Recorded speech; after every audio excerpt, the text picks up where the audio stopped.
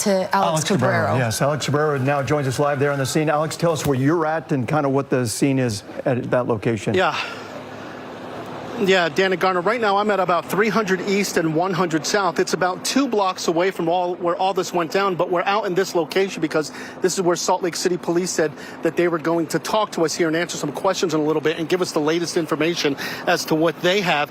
Garner, I heard you mention that you said that things were very tense at one point when police were running, chasing somebody, and Emma and I were maybe 20, 25 feet away from where the shooting happened. We heard the pops, we heard the shots, weren't really sure what was going on yet until we started seeing people running up the street towards us. We immediately took cover, and I got to tell you right away, there were dozens of Salt Lake City and other law enforcement police officers that got on this scene and started chasing someone into a parking garage and then into that location where you see the camera shot right now, which is about 200 East and 100 South. We are waiting for police to give us the latest information to figure out what exactly happened, what can be confirmed at this point. Garner and Dan, I heard you mention that the person who was shot is, I think you said critical condition. We're hoping that, if that remains critical or getting better, but we're hoping it's certainly not worse. But what we can tell you, at least from this vantage point, is, I was at the No Kings protest at the University of Utah earlier this morning at about 10:30. Very peaceful, very hot. Everybody was in a good mood, and it left peacefully. Then over here, when we started at Pioneer Park at 6 o'clock at night, everything was fine too. The march was fine, and they started doing laps here near the federal building, and that was fine too. It looked like it was tapering off, that people were starting to go home, when all of a sudden we heard those shots and people started running, and police officers started going after someone who we understand that they got on the ground here and arrested. So Dan and Garner, again, a lot of what we have right now is just hearsay. It's just from witnesses. As soon as we get a chance to talk to police officers, we will certainly get that latest information and pass it along to you. Alex, real quick, you said you're only about 25 feet away or so when that shooting happened. Yeah. Describe to us kind of were people running in a certain direction, or could you tell where the shots were coming from, and just tell us kind of a little bit more how scary that must have been? It was right near in front of the federal building here. I think the Sky Apartments or the Sky Condos might be there, Dan. It was on, what is that, State Street there. And all of a sudden people started running this way. What is that? That is north. People started running to the north because the shots were coming from the south of us, about 25 feet away. A few people that were a little further south that were still part of the march, they were still chanting, "No Kings, USA, no Kings."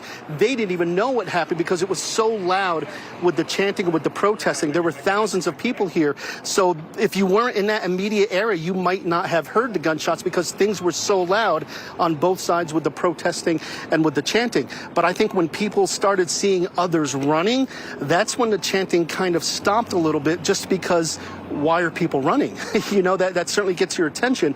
And then the worst thing comes to your mind. They're running because something is dangerous. So instinctually, you take a second. Did I really hear what I think I heard? And then you realize I need to get down. Em and I, we hid. We got to a safe spot. We had to go up and get our photographer, Wesley Barton, who was even a little bit closer to where the shootings happened. He just dropped the tripod and he took cover as well.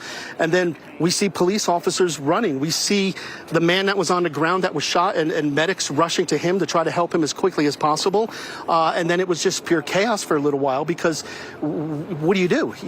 Honestly, what do you do, Dan and Garner? So police officers are directing us, keep making us go a little bit further north, get out of the crime scene, get out of the danger zone, just because at that point nobody had been arrested or detained just yet. So we were in the middle of it, and eventually they moved us about a block and a half out, and then some police cars going by here now, and then we hear that they do have somebody detained and arrested.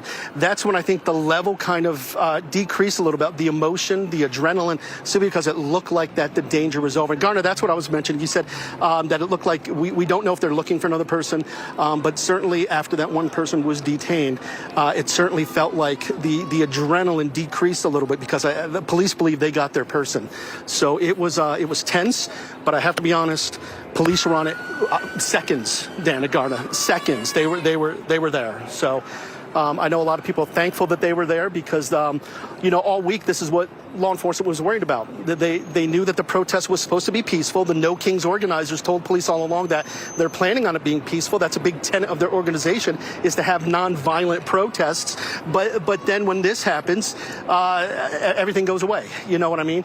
There was an organizer with No Kings who told us this person has nothing to do with the No Kings organization. This is not what they wanted. This was somebody acting on their own, and they're saddened that this protest that they had is kind of dampened by the events that happened tonight. Dana Garner.